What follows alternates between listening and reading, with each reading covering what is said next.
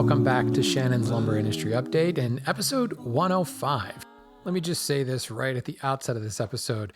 I've got an interview on this week, and the audio is not the best quality. I often have multiple backups running for recordings in case things like this happen. In this particular instance, though, the high quality ones failed, and the less than stellar quality backup is the one that remained. This week, I'm bringing back a guest, and I've got Tom Richards from the Woodyard. The Woodyard is located down in Georgia near Savannah. They're in Concord, Georgia. And a while back, I had asked you guys to let me know who your favorite lumber yard is. And I lost count of the number of people that reached out to me and said the Woodyard is the place to go. So no offense to Tom and his staff there, the Woodyard is not a lumberyard that specializes in one thing or another. They're not a yard that you can look at and say, these are the flooring guys or these are the slab guys. Frankly, they're your typical retail lumberyard. But what makes them atypical, and this is where all the feedback came from, is the incredible customer service that they offer. And I just had a blast talking with Tom and understanding his business, but more importantly, understanding how in tune he is with his customers and how he treats his customers. And honestly, one of the things that's really interesting about the Woodyard, they're all woodworkers. You would be surprised how many people in the lumber industry do not work wood. In fact, the only working of wood they do is moving it around with a forklift. And as you can imagine, that makes them pretty special when it comes to servicing the needs of the average woodworker. So let me just say thewoodyard.com, that's their website. If you want to follow them on Instagram, they are at thewoodyardga, in other words, the Woodyard, Georgia. Check them out. More importantly, if you're in Georgia or anywhere near Concord, Georgia, I highly recommend you go check these guys out. Wow. It's just so great to see this level of customer service and really dispelling a lot of the kind of crotchety lumberyard stories that you hear about all the time. So without further ado, welcome Tom and the Woodyard. Everybody, I've got a new lumberyard with us today. I have Tom Richards from the Woodyard. And the Woodyard is down in Georgia, Concord, Georgia. I think you guys are about, south central Georgia. Tom, is that right? So, yeah, an hour from Atlanta, an hour from Macon. So right in the center, just west of the interstate. Okay. Yeah. Very nice. Out in God's country out there. So the Woodyard was brought to my attention.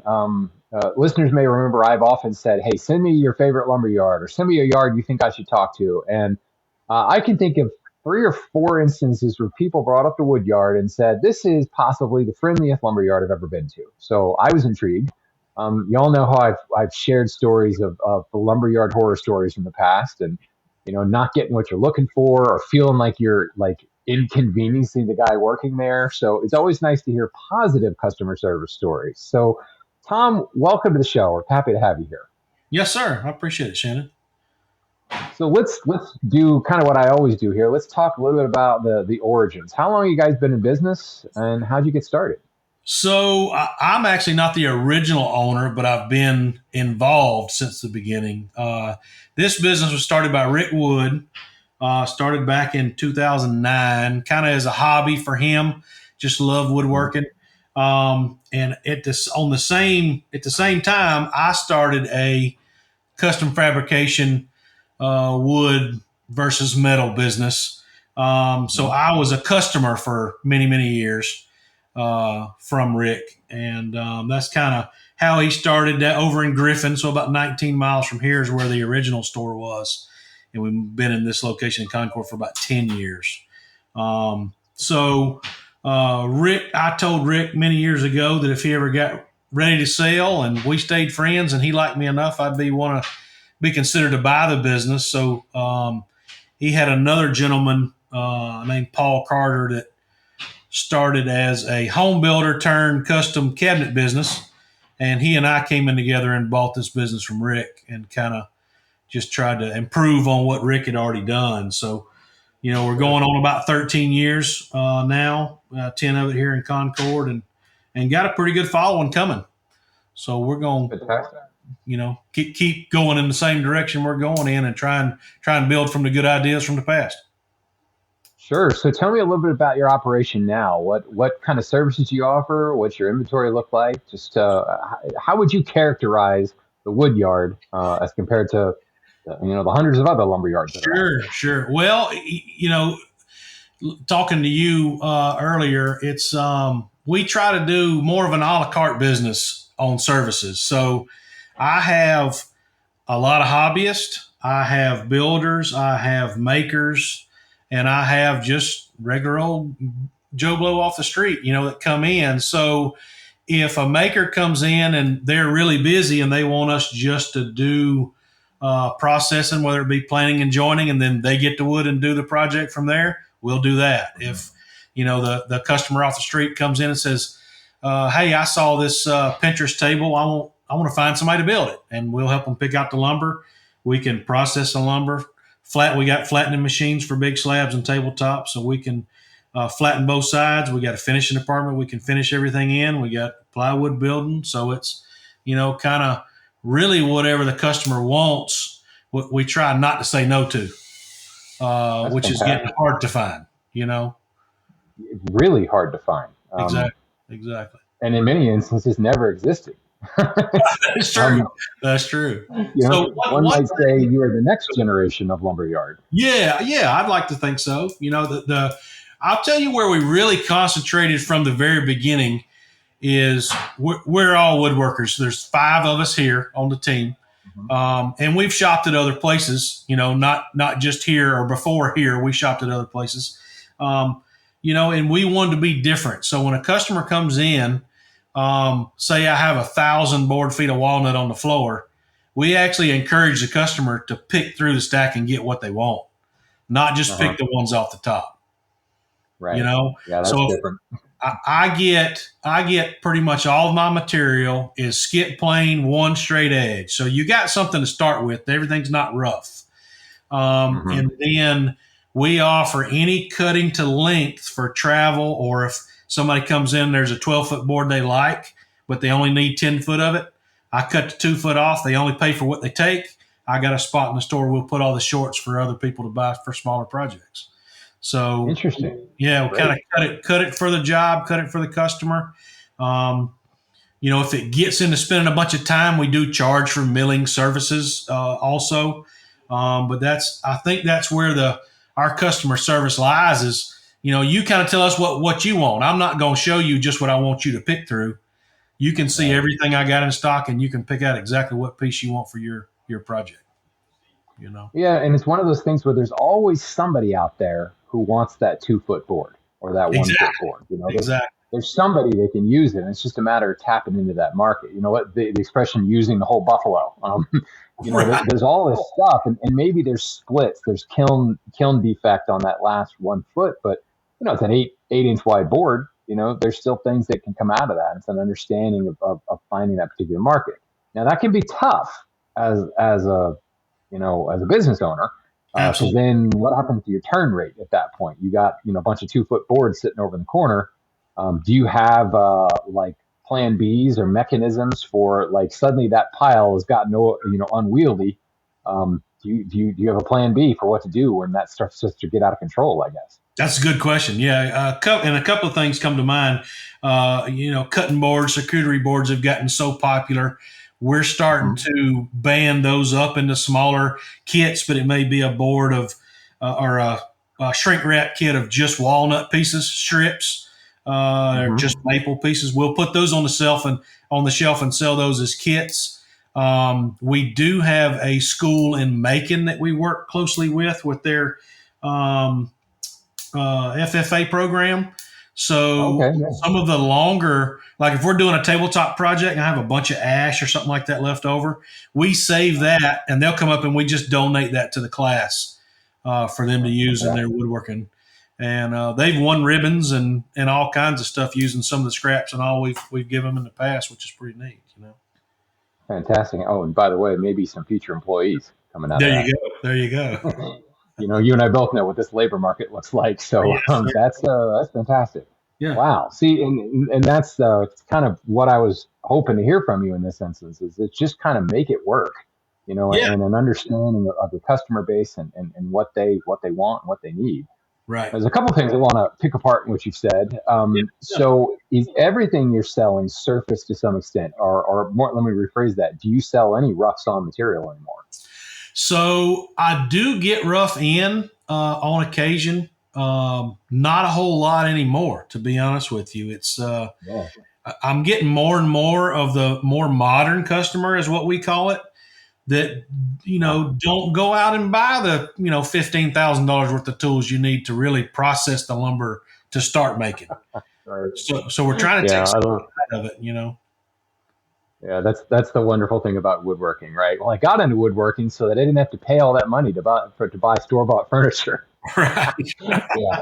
Yeah. Meanwhile, your garage is about, $50,000-$60,000 worth of stuff in there. Exactly. But Exactly. and you're probably still not building a table that's cheaper than what you could have bought down at the store, more than likely. Exactly. But For sure. see, and this is professional curiosity more than anything. And forget the listeners right now. I as a director of marketing for a lumber company, I'm seeing the same thing where the rough sawn stuff is becoming kind of a thing of the past.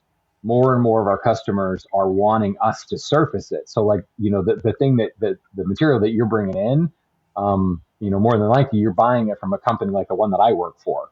Right. And we're doing a lot of that surfacing, or at least straight line ripping or something to that effect, and sending that material out to retailers and builders and things like that. And that does seem to be the trend more than anything these days. It does. So It it's does.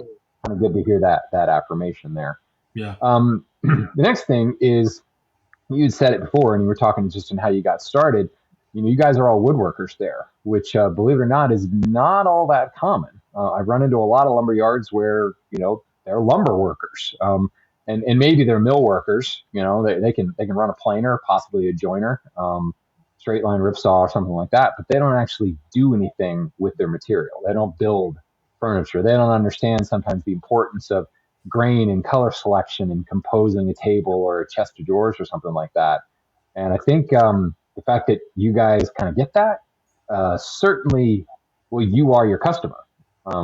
That's fantastic. Yeah. We have to think Being like able to ourselves sometimes, anticipate. Yeah. Yeah. Yeah, right.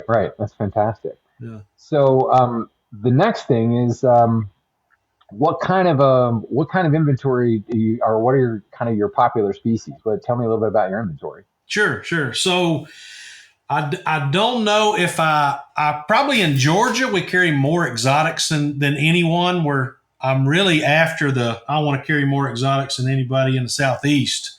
But since I haven't physically been to every store that sells them yet, I can't say that to date. But speaking of space, we have about 10,000 square feet of retail, Okay. which is split in half. So I got about 5,000 of all exotics.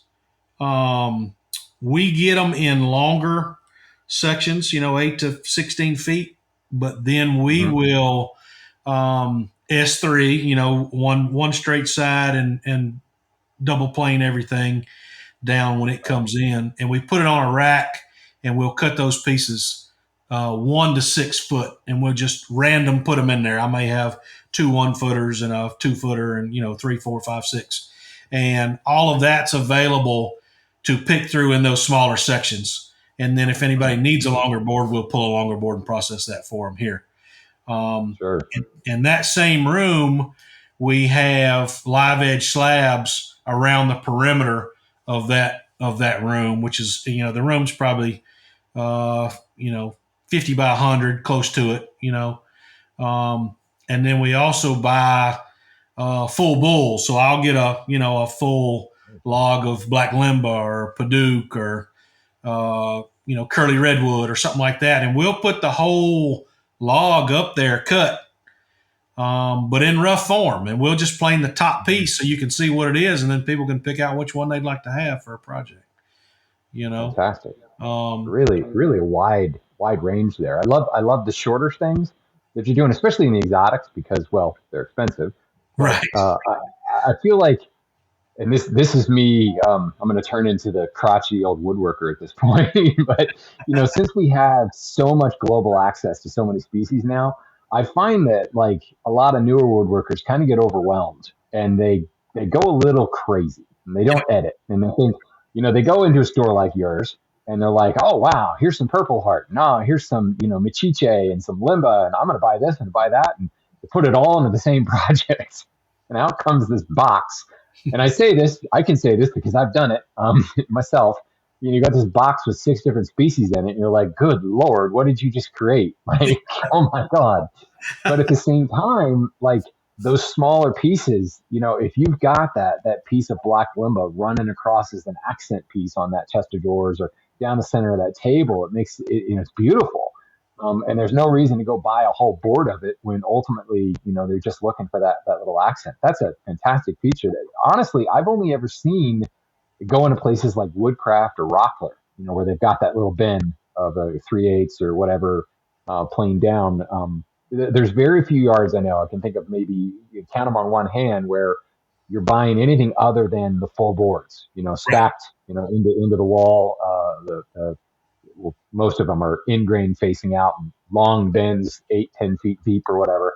And every now and then you run into a yard that has like an off-cut section, like you were talking about earlier, and then even fewer have that kind of intermediary, like specifically curated collection where Sure. you've got 4-foots and ripped edges and things like that. That's this is a woodworker's kind of dream to be able to kind of pick through a lot of stuff like that. Yeah, yeah. And a lot of that, to be honest with you, Shannon, probably revolves around being able to ship it easily. So if I have somebody that calls and says, hey, I need 3 board feet of Purple Heart, I can take a quick photo of a board that's pretty close to 3 board feet, already cut, processed, shoot him a picture. He'll tell me right then whether he wants it or not. I can throw it in a box, and send it out UPS or FedEx or whatever, to get to them. So that's kind of where my next question. Yeah. I was curious to see, because I was looking through your website and kind of looking at some of the images. And for folks that I haven't said this yet, it's thewoodyard.com. And as you were kind of walking me through your showroom, I was actually looking at some of the pictures on the website and kind of visualizing it as well. And you have, FedEx logo on here, and you've got, the typical credit card logos, but it immediately made me wonder, I'm up in Maryland. I'm looking at a couple pieces that look real pretty. Obviously shipping is something that you look at as well. Is there any kind of limitation to that? I mean, I imagine international is pretty tough, but international is tough. But I mean, we ship all the time. It's we also do some iron projects, not to get away from wood, but so some of that stuff goes freight. So if somebody wanted a slab, we picked out a slab in here. We'll ship slabs, with LTL carriers as well. We deal with forwarders, so we kind of pick the best lane. And then we also have, pricing set up with FedEx and UPS. So we try to stay under that 48-inch mark because then you can start hitting you pretty hard with the overages on exotics or domestic. So if we can stay in that, mathematical formula they give you, it doesn't get too bad. I sent out 10 board feet of leopard wood the other day, and it cost us about $42, charge the customer right at $42 and change to get it. So it worked out pretty good. Yeah, sounds about right. So you are not a sawmill, correct? You're buying all your material already sawn into boards, right? Yes and no. All right. I like that. I'm intrigued. So sawmilling, I'll tell you what I do. There's so many Wood-Mizer guys around our area. We have a Wood-Mizer shop out of Noonan, Georgia. So there's a lot of those sawmills around here. All of the domestic wood, lumber, we buy all of it. It's all graded. I can tell you what grade it is. You've talked about grading on your show in the past. We only carry FAS and up material. If somebody wants number 1, number 2 common, I don't mind ordering it. I just don't keep it on the floor. In saying that, we don't want to get into cutting lumber. So I actually have a couple of guys that we have done business with for years. They will come to the store once every other month. I'll pay them for an entire day to spend the day here. And then any customer that's got a small project, small log, small stump they want to bring to have cut on that day, they'll come drop it off, and we fill up the backyard until I can't hold it anymore, and then we'll set up a day for him to come cut. Fantastic. So most sawmill guys like that, they want to work either half a day or full day. But most of the people that we talk to say, hey, I just got this one piece I want to cut in half. Or I need to open this up so I can get me a matched pair for my guitar or something like that, and don't have a big enough band mill to do it. But we do own a Lucas mill, a dedicated slab mill.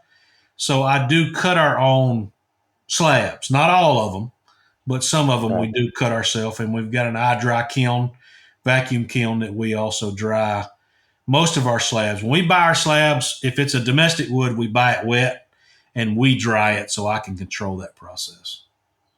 Sure. Yeah. Good. You answered one of my next questions there. Now, I think I've had a lot of conversations with kind of the grassroots sawing industry, the Wood-Mizer owners and the Lucas Mill owners, and talked a lot about urban logging and kind of reclaiming that waste stream. And this is particularly interesting. This is another wrinkle that you're talking about here, where you've got an established lumber yard. And I joke, like, here are the grassroots guys who own the Wood-Mizers. They're kind of the subversive movement. And then we've got the man, the commercial lumber yard. You're actually reaching out and kind of embracing that subversive movement and giving them a place, to receive customers, to do the job, to also, it's a business card for them as well.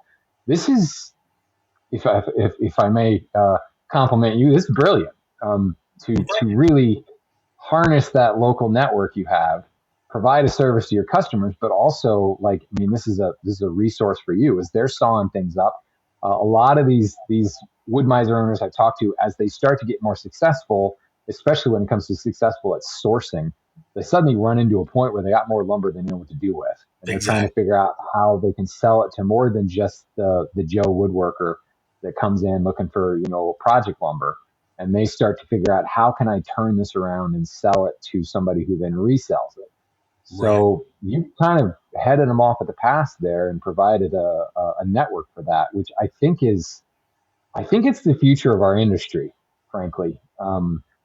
We have so many resources. Well, the global issue is there's a lot of focus putting back on domestic wood, for better or for worse, environmental, political, whatever. There's a lot of kind of stigma starting to be attached to the exotics. And believe me, I work for a company that's 60% exotic these days. And it's a very, very tough marketplace to navigate.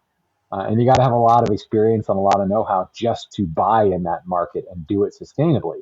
Right. So more and more of the builders and architects I talk to are just kind of sidestepping the whole issue, or their customers don't want anything to do with it. Whether it's a, completely sustainably harvested piece of Brazilian wood or not, it's from Brazil. So they think rainforest wood and think, nope, I want domestic.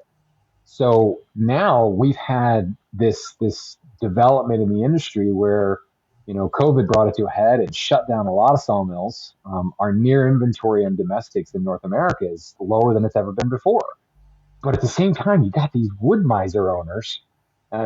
We say Wood-Mizer like Band-Aid, it's actually a brand. There's other sawmills out there. But these guys are producing this lumber, and they're taking stuff that was bound for a landfill or bound for mulch and turning it into really beautiful stuff. And it's starting to get noticed by builders and designers and architects and certainly woodworkers and makers. And what we need now is to turn that corner and find a way to make that marketplace accessible to all these people wanting to use it. And to be able to take that, that guy with a Wood-Mizer attached to the back of his pickup truck, and connect that into an existing established network of, here's a retail establishment. That's kind of the next step. So, and I say this knowing full well that if you start buying all your lumber from the guy that owns the Wood-Mizer, you put my company into a bit of a tough spot, because, we are the existing supply chain. There will always be a place for the large supply chain companies like the one I work for, but I just think that's exciting. As a woodworker, as a custodian of this planet, I think that's really exciting to see that kind of that kind of change. So sorry, I'm going off on a bit of a passionate rant here, but it's just exciting to see that type of thing. So Yeah, absolutely. congratulations on connecting those dots. That's fantastic. Yeah, yeah. Trying to put all the pieces together, So Sure. So let's talk about the elephant in the room. You do have exotics, and I am often coaching people. I'm very quick to say, look, let's not condemn the exotics. Let's just ask more questions. The beautiful thing about the exotic marketplace is it is heavily regulated, and you can't just show up and buy a bunch of lumber. It just doesn't work that way. It is not Craigslist, and oftentimes those that are selling exotic lumber may not know the full supply chain, but they probably can make a phone call to the guy they bought it from, and they can figure that out pretty quickly.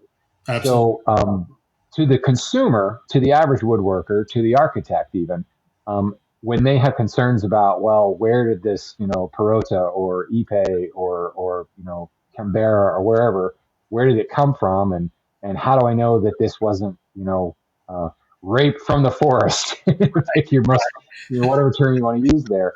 And I'm always saying, look, just ask some questions, guys. Like, where did you get the material? So I guess the question to me is, if a customer comes into you and does have these concerns, sustainability concerns, how can you address them? I don't want to put you on the spot here, but certainly No, absolutely. no reason to.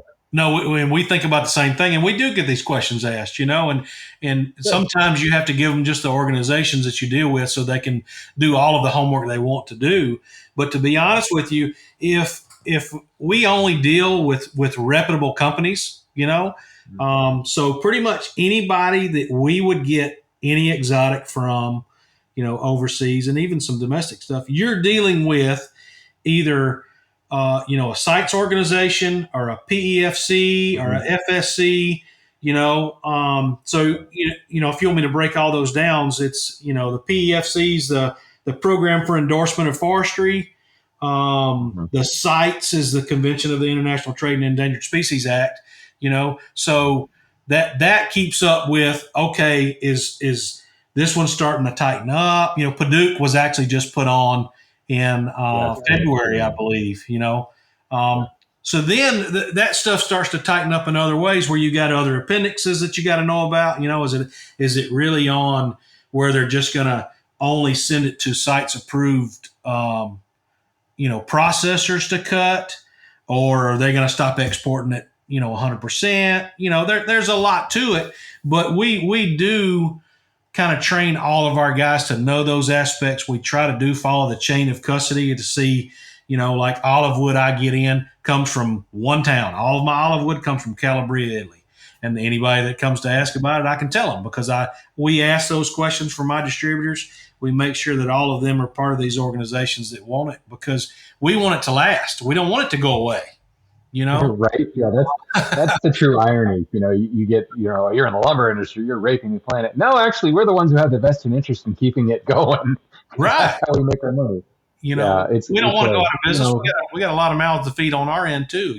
So it's we want it to be around for everybody, including ourselves, because we love doing it too. Sure. Now I got to ask, because you distracted me by saying olive wood. You have some in stock right now? I do. I got about 500 feet. But I be honest with you, I love that species. I only carry it in the live edge slabs. I don't lumber. Well, it's interesting, and since you've got kind of let's just use it as a case study. Since you've got a good understanding of your chain of custody there, olive wood's always been an interesting species, because certainly it is a fruit tree. Well, it's grown specifically for its fruit, and it's grown and grows just like you would expect peaches and apples and things like that. So rarely do we get lumber from it other than the prunings, so it's a lot of branch wood and things like that. Right. So when you're buying it in slab form, how do those come to be? Like, I don't know anything about the olive industry. Like, is there a certain point where the tree's just no good and they end up cutting it down and plant another one? How do you actually end up with a full tree? Yeah, I actually had the same question when we first started buying a lot of olive wood. We started out just buying a little bit for people to try, and as it gets more and more popular. So from my distributor, I've got a distributor in Canada that imports this for us, And I asked him the same question. And when he tells me that basically it's either going to be, pruned, like you say, as their growth goes on, but a lot of it will come from end of life. Maybe it stops producing or stops yielding what it needs to do for its footprint in life, and it's better for it to, to be cut down for a new one to be put in its place. Is kind of where most of the stuff comes from. It's nothing's huge, in terms of olive wood. I've probably had a piece 30 inches wide, which I thought was huge for olive wood. Most of it's going to be, probably 7 to 13, 14 inches wide and 6 foot long pieces. But in limbs, they turn, you know what I mean? So you couldn't get a huge piece out of most of it because it's going to turn so many directions. You wouldn't yield very many projects out of it. So, yeah. Fittingly enough, that's generally for turners. Right. Turning into vessels and pens and things like that. Yeah, 30 inches is enormous for olive wood. That's an old olive tree right there. I didn't even know they got that big. So that's interesting, and it's one of those things where you kind of hit it right on the head. You buy from people that are reputable, people that you've got a business relationship with. And it's funny because how big a part of all that is. Like my international buyer, I work for a family-owned company that's 7 generations deep. So, talk about handing it down from one generation to the next. So we've been doing business with the same companies abroad for hundreds of years now. We're in our 225th anniversary this year. Wow. So we can actually, when you talk about, we trust these people. Well, why? Well, because I've been doing business with them since before this was a country. That's how long we've been doing business with them. And it's, me, obviously not me personally, but my great grandfather did. And he introduced my grandfather to this guy and, and the same generations that hand it down on the company in some far-flung region of the world. It's the same type of situation. And ultimately, if, say, you got into a really serious inquiry and a customer's like, well, I really want to understand the chain of custody, it's there. Like if you're buying it from a reputable dealer, it didn't get into the country. If it's in the country, it's passed through customs.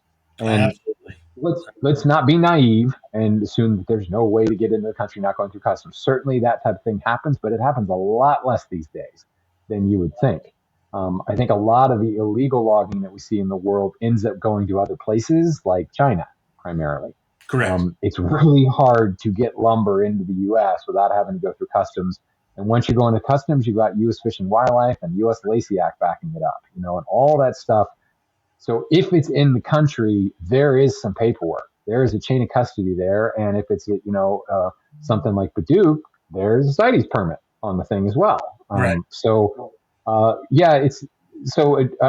kind of, you've affirmed everything that I've been telling a lot of people. You just got to ask questions and you just got to make sure, that you're comfortable with the situation. And honestly, the U.S. Lacey Act, its actual verbiage is, I have done my due diligence. Right. You have performed due diligence on your supplier. And it's one of those things where, unfortunately, it can be very open to interpretation on both sides of the coin. Ask the Gibson guitar people how they feel about how well it was interpreted against them. Right. But it's one of those things where if I'm buying from a guy and I don't have the warm fuzzies, you should walk away. I mean, that's really what U.S. Lacey is telling us. And there's a lot of other things behind it there. But yeah, it's tough for a lot of people to understand because it is so much of a, I need to trust the person I'm doing business with. At some point, you want to see some proof, but when you're buying FSC, that's there. Like the credit system that FSC puts in place, the chain of custody numbers and all that stuff is in place to provide that traceability. And honestly, I think FSC, there's no other way to put this. They're probably the worst organization. And I don't mean that like what they're doing is bad, but there are so many other organizations that go further than FSC actually goes. Right. PEFC and TLTV and a lot of other European standards go a lot deeper and a lot further into the weeds than FSC does. And yet FSC, I feel comfortable with that stuff. But when you're buying exotic material, a lot of times there's other certification schemas in place that don't have the notoriety that FSC does. So Right. people are like, well, it's not FSC. And you have to say, well, no, it's not. It's actually better. Better. Yeah. Um, Yeah. I find that FSC is a little bit more of the low hanging fruit. It makes them sound like a bad thing, but it's just kind of, in the spectrum of things, I think there's a lot more comprehensive certification schemes there. Yeah. Yeah. It's like being the standard, being above the standard. You know what I mean? So it's, Yeah, exactly. Yeah. Yeah, like when you say FAS and better. Right. Technically, an HLA doesn't go higher than FAS, but yeah, we all sell FAS and better. I don't know who's grading the better side of things, but yeah, FAS or NHLAC is one of those entities that they've slightly changed since the 1950s, and only slightly. You're kind of like Right. no one, and now add in the slabs and add in the Woodmiser guys, and how the heck do you grade that stuff? But it doesn't matter. People are buying it because it's pretty. It's a whole other side of things. Yep. So let's see here. I wanted to talk on. You've got something on your website that caught my attention. You've got a logo here for the Longleaf Alliance. Yep. What can you tell me about that? It says we support the restoration of the longleaf pine. What's that about? So the Longleaf Alliance was started in the mid 90s, 94, 95, if I remember correctly. And a lot of that longleaf pine was kind of harvested out, and we almost lost it. So they kind of jumped in. It was a pair of guys that jumped in to try and, restore that part of our forest, and our pine species, if you will. So we've been a donator. We don't get incredibly involved with their process. We back them. We've done some projects with them. We donate every year. And it's, I don't know if it's for, I don't know if you do any hunting or fishing. I'm kind of an outdoorsy guy anyway. You know what I mean? So it kind of, in the South here where we are in the longleaf pine was a lot of the wild turkey habitat as well. So that kind of hurt the Southeast in our area for even that part of it. So, we try to educate people, if you will. They do most of the education, but we try to get everybody involved in the sustainability, bringing this stuff, the trees back, planting more. My family's from South Georgia, Valdosta area, and we actually have planted several acres in longleaf, trying to get them back in that area, but not just for trees, not just for harvesting, but more of, a habitat area that was kind of lost. The trees are bigger, they're straighter, you got longer needles. There's a lot of aspects that's different to that. And that's where the Alliance is after, is just restoring that forest back to the Southeast, where it was almost just extinct, just from building aspect, really, Yeah. And for those that aren't aware, well, first of all, the longleaf pine, it's one of those just arrow straight, long central stem or trunk. So it got used a lot in everything from the railroad industry, but the shipbuilding industry, a lot of spar work and things like that. But more importantly, certainly we saw a lot of forestry for building purposes, but I think what hit the longleaf pine more than anything else was clearing for farmland, for agricultural land. And you'd like to think that the wood that they cleared went to something. They probably didn't mulch it up back then, but it was this need to have more of a green belt. We need to start feeding people. As the country grew, we needed more and more cropland. The problem was, and this was, early 1900s, 1920s, and there was a lot of rampant logging and not a lot of forethought. But honestly, as we got into like the World War II era and after that, these concession management plans were in place. We were not clear cutting willy nilly in the middle of the 1900s. They'd figured that out. The problem was they didn't think about the species, and they started replanting pines, just generic pines, not specifically longleaf pines. And they were planting them because they were faster growing. They were trying to regrow a canopy, and they didn't really think about what species they were planting. And this is a more recent thing where people have begun to assess what specific species we should plant, and we don't really need to plant just because it grows fast. And there's so many things about the longleaf pine, specifically in its ability to resist forest fires and to sprout up even stronger after a forest fire. And these other trees that have been planted because they grow fast, they don't resist forest fires. Well, now we've got these huge problems with forest fires that you used to be able to let it go, but now there's too many people living there. You can't just let the forest fires go mad, and nature can't kind of clear itself away.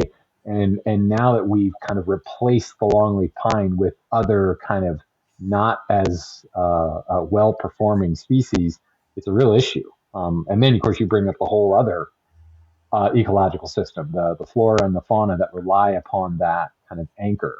So yeah, it's really interesting. For me, of course, if you ever work with longleaf pine, it's a beautiful pine to work with. Absolutely. You could group it into the southern pine. So those that have worked with southern yellow pine, you're going to have some similarities. But man, it is straight as an arrow. And when dried properly, it is hard. It's not your average pine. For me in the Northeast, the Mid Atlantic, it's not that northeastern white pine that's like a 300 Janka hardness. It's a very different beast, and man, it's fun to work with. So I think that's fantastic. To support an entity like that and make people aware that it's going on. So yeah, kudos to that. Absolutely. Thank you.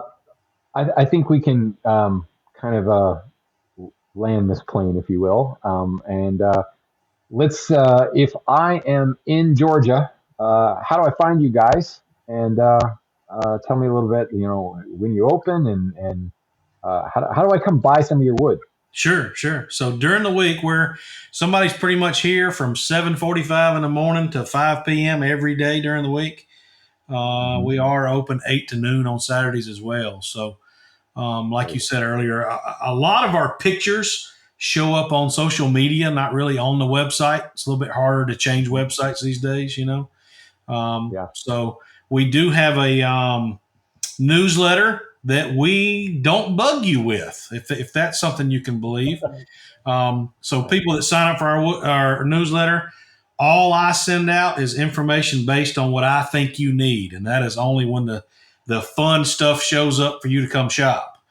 I don't do anything on a schedule. I do it based on what's happening at the wood yard. So when something new, fun comes in, we put it on the mailer. We blast it out to all of the customers. We've probably got 2,000 or 3,000 customers signed up on there now. And then, phone, email. Our email store@thewoodyard.com, and the phone number is 770-468-8588. Great. Yeah.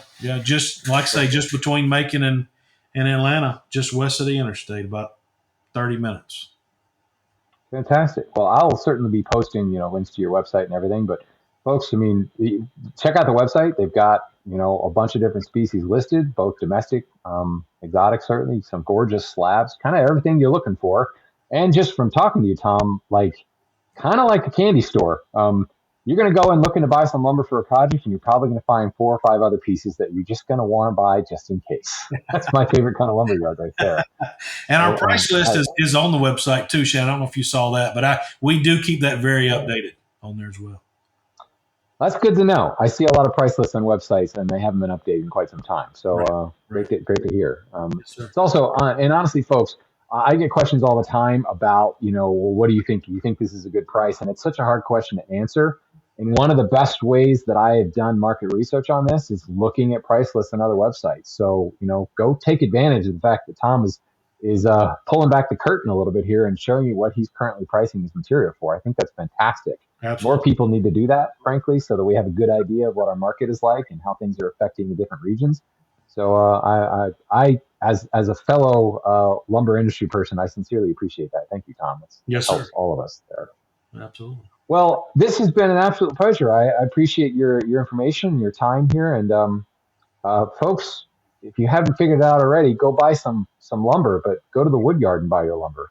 That's right. Thanks, Tom. Yes, sir.